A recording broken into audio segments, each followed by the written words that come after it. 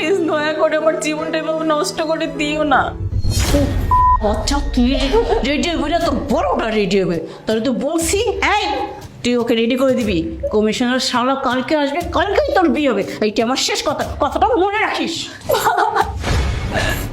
সৎ মেয়ের জন্য ফাঁক পেতেছে, সেই ফাঁদে কাউকে না কাউকে তো করতেই হবে। এই দাঁড়িয়ে দাঁড়িয়ে কি দেখছিস? এটাকে নিয়ে চল, চল চল।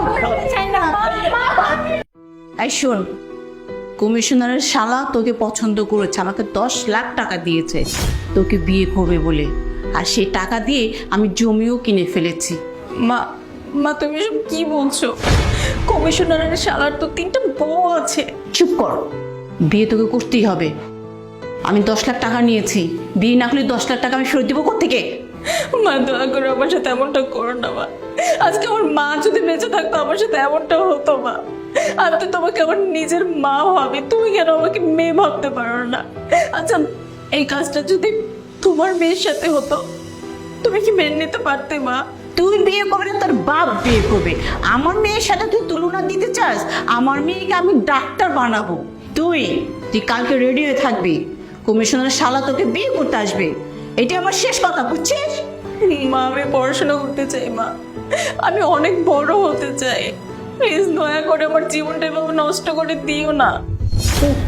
আচ্ছা তুই রেডি হবে না, তোর বড়টা রেডি হবে। তাহলে তুই বলছি এই তুই ওকে রেডি করে দিবি। কমিশনার শালা কালকে আসবে, কালকেই তোর বিয়ে হবে। এইটা আমার শেষ কথা, কথাটা মনে রাখিস।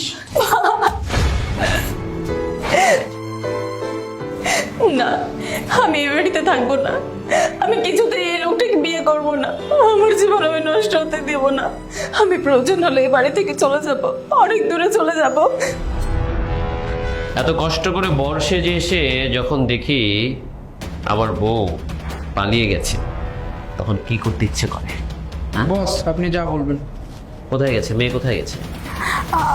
আমি বলতে পারি না বাবা, আমি ঘুম থেকে উঠে দেখি ও সকালবেলা রুমে নেই, পালিয়ে গেছে। ঠিক আছে, তুই মহিলা মানুষ হলেও আমার শাশুড়ি হতে পারতিস, তাই তোর সাথে কোনো আর্গুমেন্টে যাব না। আমার টাকা ফেরত দে। টাকা টাকা দেবো কোত্থেকে?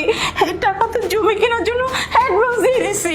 আরে বাবা রে বাবা, এ তো ভয়ানক মহিলা, আগেই টাকা খরচ করেছে। আমাকে চিনিস তুই? হ্যাঁ, আমার টাকা হজম করবি? আমার পাওয়ার সম্পর্কে তোর ধারণা আছে? আমি এই এলাকার কমিশনারের শালা, আমার কথায় সব উঠে বসে। তোর বাসা থেকে তো আমি খালি হাতে যাব না।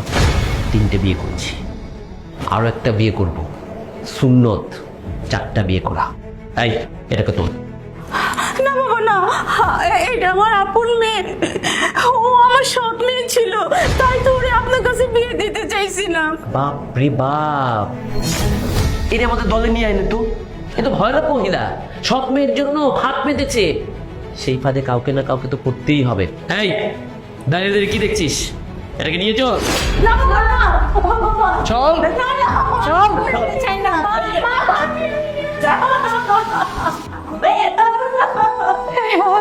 আমার কি সর্বনাশ হলো,